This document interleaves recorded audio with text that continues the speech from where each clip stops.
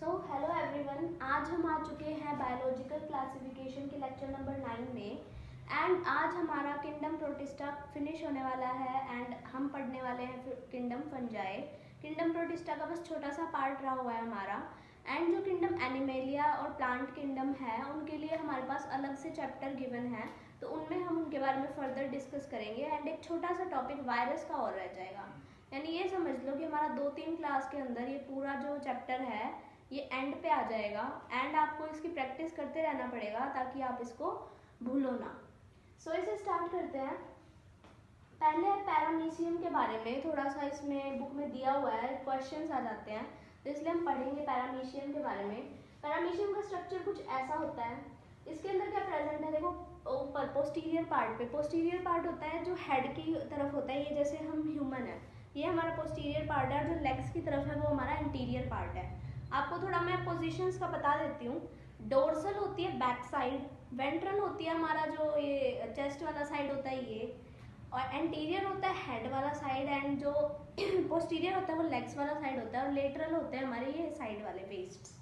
ठीक है, तो इसमें देखो पोस्टीरियर हमारा ये साइड है, तो पोस्टीरियर पे क्या है, हमारे बहुत सारे सीलिया का एक गुच्छा है जो कि हमारा हेल्प करता है लोकोमोशन के अंदर। ओके, अब यहाँ देखो, यहाँ पर क्या दिया गया है हमारे पास, गलट है। गलट में क्या होता है, ये बाहर की तरफ खुलती है, जो कि मतलब फूड का जो है वो बाहर फेंकती है, या फिर जो अनडाइजेस्टेड फूड बच गया है या फिर अदर फूड को अंदर लेती है। गलेट का काम करती है। गलेट यानी कि जो हमारी फूड पाइप होती है एक टाइप से।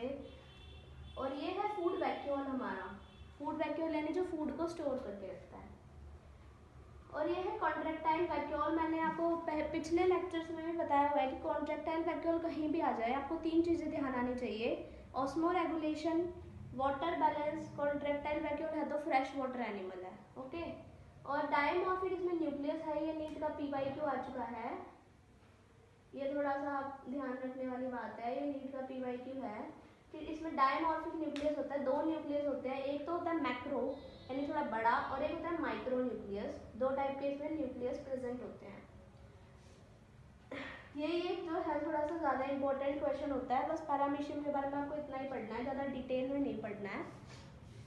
तो अब हमारा जो प्रोटिस्टा किंगडम है वो फिनिश हो चुका है। हमने मोनेरा किंगडम पढ़ा, प्रोटिस्टा पढ़ा, एंड अब हम मूव फॉरवर्ड कर रहे हैं फंजाई किंगडम के ऊपर। So let's start.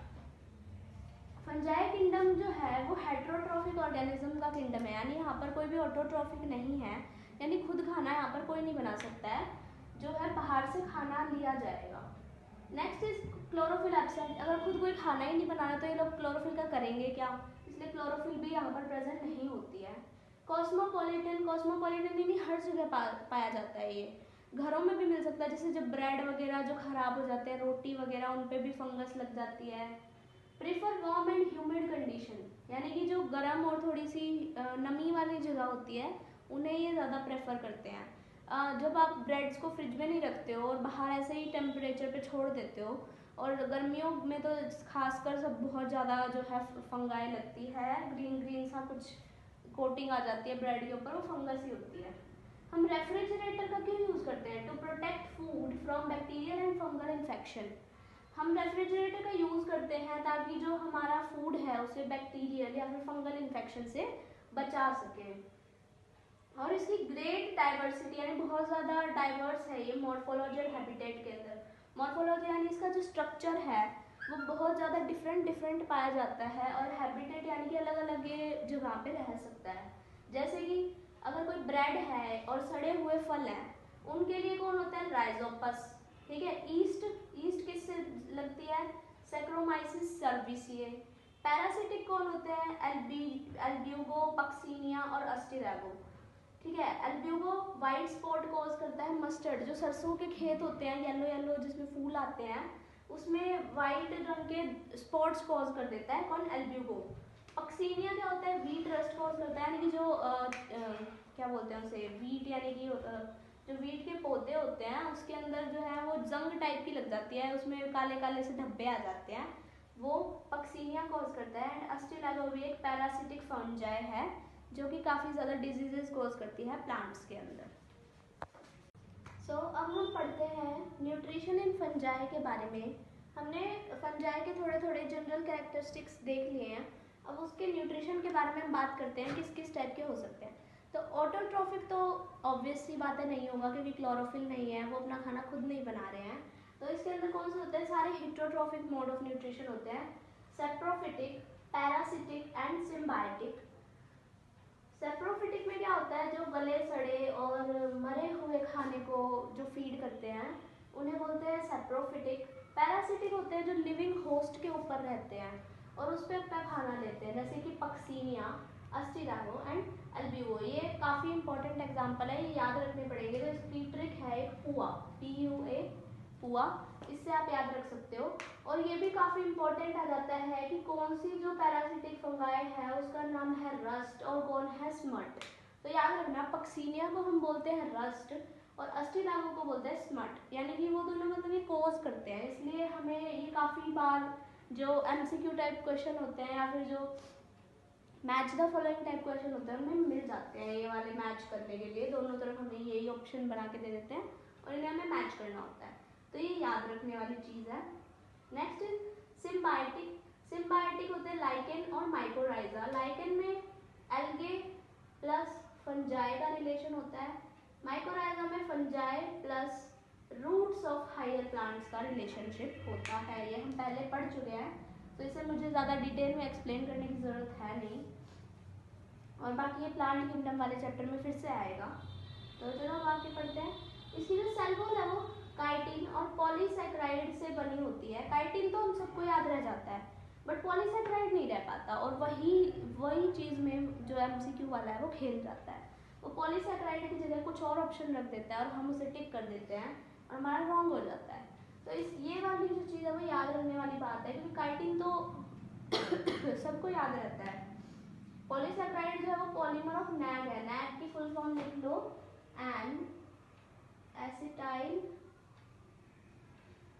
Glucosamine.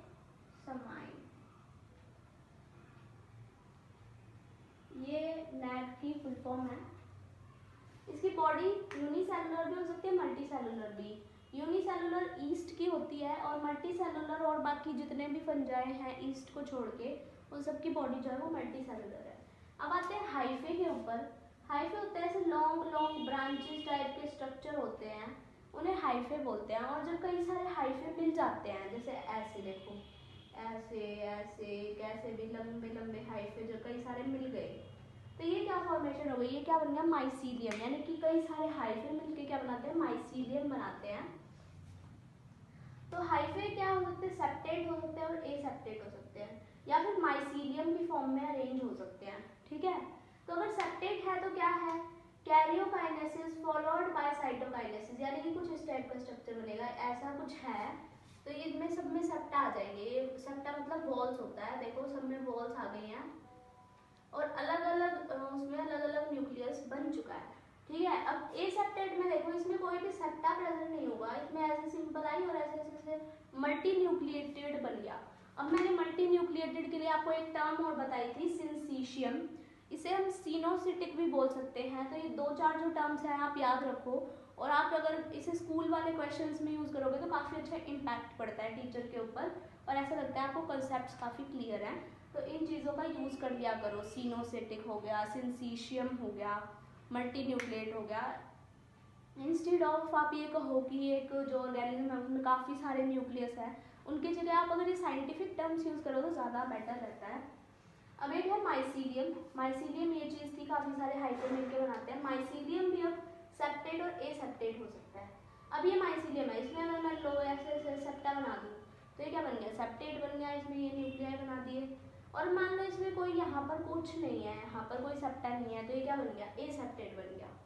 Septate किसमें प्रेजेंट होते हैं सॉरी, सेप्टेट प्रेजेंट होते हैं हायर फंजाई में, जो कि है basidiomycetes, ascomycetes and deuteromycetes. But जो एसेप्टेट है वो किस में प्रेजेंट होते हैं, माइसीलियम फाइकोमाइसिटीज। ये सबसे प्रिमिटिव फंजाई है, यानी कि सबसे जो है लोअर लेवल आप समझ सकते हो फंजाई है। ये सारी हायर फंजाइज है, इनके अंदर सेप्टा प्रेजेंट होता है। अब हम पढ़ने वाले हैं क्लासिफिकेशन ऑफ फंजाई के बारे में। और और इसके जो है वो 3 हमारे बेसिस हैं। एक तो फर्स्ट है मॉर्फोलॉजी कैसी है, यानी कि आउटर स्ट्रक्चर कैसा है। सेकंड इज स्पोर किस टाइप से फॉर्म हो रहा है, मतलब कई सारे तरीके होते हैं स्पोर फॉर्म होने के, जैसे कि फ्रेगमेंटेशन से, बडिंग से, अगर वेजिटेटिव रिप्रोडक्शन है तो, अगर एसेक्सुअल है तो कोनिडिया फॉर्म हो रहा है, या फिर एसिडियो स्पोर फॉर्म हो रहे हैं। मतलब ऐसे कई टाइप के स्पोर होते हैं, वो आपको रिप्रोडक्शन में पता चलेंगे।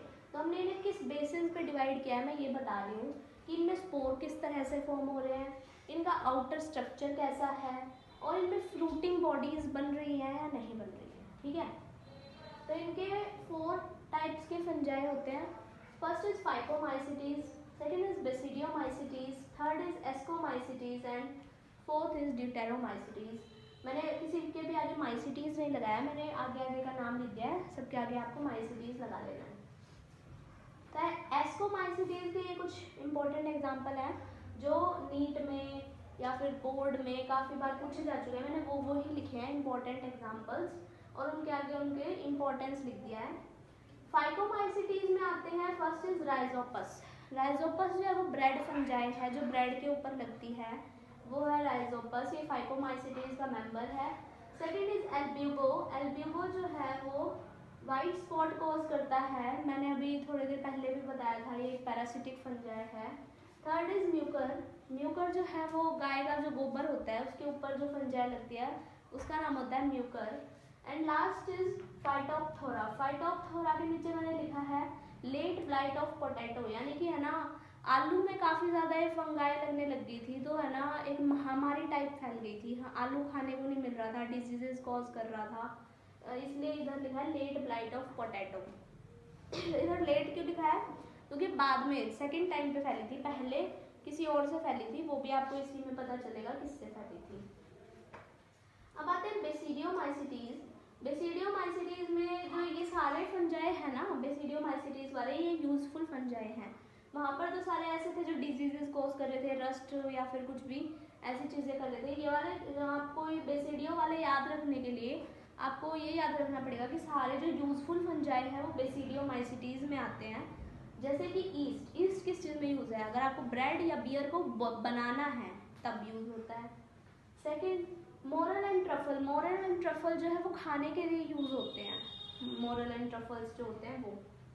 Third is Penicillium. पेनिसिलियम दवाइयों के अंदर यूज होता है, फर्स्ट एंटीबायोटिक फॉर्म जो थी वो पेनिसिलियम ही थी।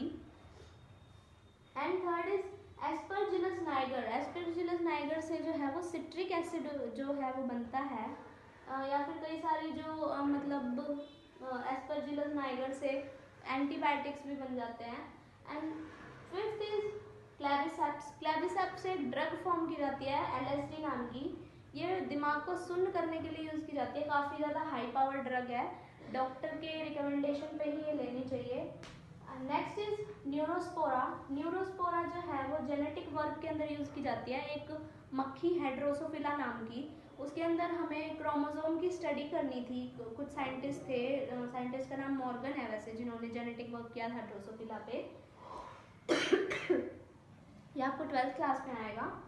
एंड जो उसके लिए जो फंजाई यूज़ की गई थी वो थी न्यूरोस्पोरा, ये जेनेटिक वर्क में यूज़ होती है।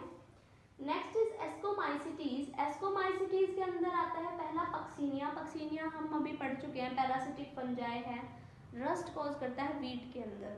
इसके 2 होस्ट होते हैं, एक तो वीट और एक बारबरी, 2 होस्ट होते हैं इसके, बट मेनली जो है वीट होता है, प्राइमरी होस्ट आप कह सकते हो।